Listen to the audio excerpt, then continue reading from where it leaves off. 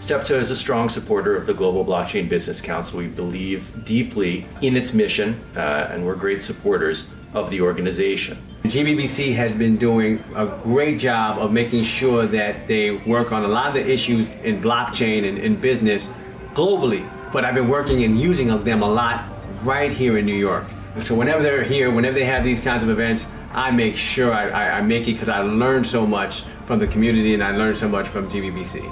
Circular's technology and the use of blockchain that allows the supply chain participants to be connected, create a network, create visibility, and then companies can really see, where do I need to affect change? How do I need to make not just my business, but the things beyond my gate, my supply chains, etc., more sustainable and more responsible?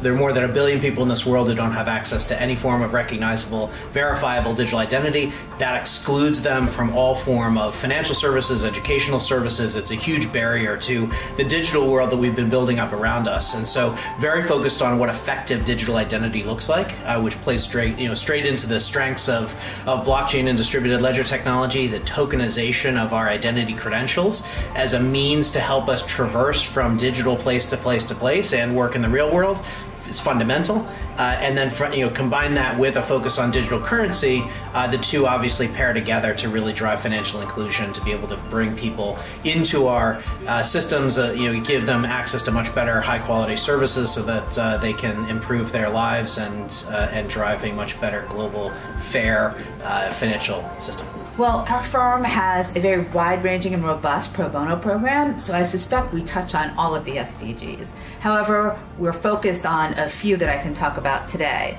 So the first one is no poverty and zero hunger. Our efforts here have been focused on supporting food banks and food insecurity programs by partnering with organizations like the Food Bank for New York City and the National Resources Defense Council.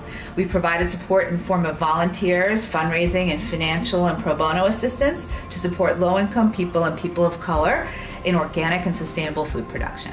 Our company was in some ways started particularly to become sustainable. We saw proof of work in the current world of cryptography and crypto blockchains as being not sustainable. And so in fact, we spent about 5 years of R&D creating new math to be able to have a secure consensus mechanism that was sustainable, that used, say, 800 times less power annually than proof of work. So being in the right place with people thinking proactively, I think I need a blockchain, and being able to dig into that to find out, do you need a blockchain? Because the people who do really do. So the problems that we've been talking about, especially today, but over the course of the conference, have been incredibly important. We're talking about how countries can digitalize assets. We're talking about how networked solutions can provide additional financial inclusion opportunities to folks that have been left out of the system for a long time, if not all the time. Those problems and working them the way that we're able to because of the conversations is happening right now because GBBC was able to put the right people together in the room. And so I'm really appreciative of being part of the conversation and the opportunity that GBBC provided. Web3 adoption is our goal. So one is we are doing a lot of education in terms of effort. We have in India a whole set of colleges lined up. We work with the students there. These are engineering college students. We do a lot of webinars, give them access to our code, get them to start developing and learning about Block3. So that's one, because that's a new economy coming up. It's really exciting time in New York, and I come here today to work with GBBC to ensure that we're closing the financial gap, working together to make sure that Bitcoin and blockchain are included in the conversation, especially when we talk about policy and politics. Being in 2022, getting together in a room and talking about the issues, and then now going out there and working and having all these connections really just is a great opportunity. And that's why it's important to really have these events, to be in person, to have these conversations, and to work on the future together. The energy work that I do and the central bank digital currency work that I do are around, as you can imagine, making clean energy available to everyone. Also ensuring that there's mechanisms in the new financial world that we're building that everyone can be on board and everyone can be participating. And then these two tie together really nicely because you can now make incentive models around energy that allows the biggest players in the world to create energy products and financial products for the informal economy, the last 1 billion people who are not fully represented yet. The way we work is partnerships, creating partnership with the indigenous and local communities, governments at every level. Partnerships is what's going to get us to meet these challenges. We're very collaborative. I believe blockchain has the potential to give us all the value of digital networks, all the speed of commerce, all the efficiency, all the rapid integration and global reach, without some of the negatives that we've seen so far, which is the creation of massive digital monopolies, right? Entities that can change the rules of a marketplace from one day to the next. Entities that can look at the flow of commerce and say, that looks like a great business, I want a piece of it. As a result, we can create certainly a richer world, right? One that's much more efficient, but also one where the participants in business networks, many of which are small businesses, can keep a bigger chunk of the value that they create. So the other part of what we're considering at the Filecoin Foundation is how to do this in a sustainable way. We work with our partners at something called the Filecoin Green, and that's an attempt to measure and then slowly reduce the carbon cost of storing data. It's all part of learning to build a storage system whose capacity is large enough and economic enough to store all of the world's information for all time. Anything that depends on blockchain infrastructure is benefiting from what we're doing. So there's a number of SDGs I'm sure you'll be seeing throughout the event here today, where people are using Web3 infrastructure in order to advance these goals.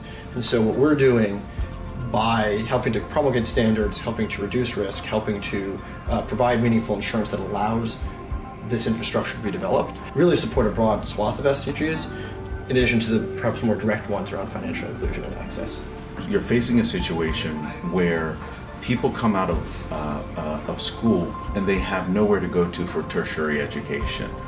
1 million students graduate each year in Nigeria and cannot go on to university. Not because they don't have the ability to, but because there simply is no infrastructure for them to avail themselves of that opportunity. What happens to such people, right? And that has a direct impact to quality of life, poverty, earning power. When you look at the SDGs, I think that, again, several of them are really directly implicated by the work that Charles Winsborough is looking to do in that part of the world.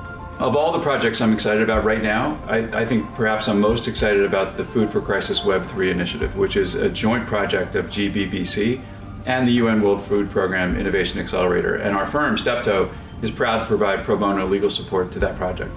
We need to take the raw hunger data that is out there and turn it into raising awareness, better analytics, and better transparency around what is really going on. The food problem right now is not food shortage. It is food logistics, food preservation, food waste, and how do we make sure that the right places get the right food at the right time. I'm super excited to be a relatively new member of GBBC. Specifically, Ripple has been active in the IWA token taxonomy framework for voluntary ecological markets. We think that it's a great industry standard that GBBC has been working on, and we've been trying to leverage it a lot with our clients. It's a great place to meet people. You can see pretty much everybody who is doing something really important is here, and it's a great opportunity to understand what's going on in the world and where everything is heading to. Under Impact, we really focus on cultivating financial inclusion. We have an effort related to funding ventures led by women and minorities. We also drive digital financial literacy, so we have efforts in partnership with a number of HBCUs across the United States where students go through this curriculum and then they are given access to internship and employment opportunities with Circle. And finally, and perhaps most importantly, we have these efforts related to moving resources into hard-to-reach places during humanitarian crises. Working with GBBC and supporting GBBC and actively participating in developing those standards is an example of the impact that we're trying to have through organizations like GBBC. Well, events like this are particularly important because it's United Nations General Assembly Week, and we've pulled together not just our own member community, but all sorts of important folks in the blockchain space and in the digital asset space. And most of these folks are really delivering solutions that are actually helping drive industry to achieve outcomes in the Sustainable Development Goals. When we're thinking about blockchain, it's new. And a lot of the use cases, a lot of the ways in which it's being employed is new. So there's a lot that we can learn from one another, and we have to build upon these learnings in order to actually utilize this technology. One thing that we are working on is to certify certain Bitcoins as green Bitcoins. That involves a lot of hard work, that involves verifying the energy sources, down to the second, down to the minute, and verifying the usage of Bitcoin mining at the same time. It takes a lot of quantitative and mathematical works to do that. And we aim to create an independent agency for that.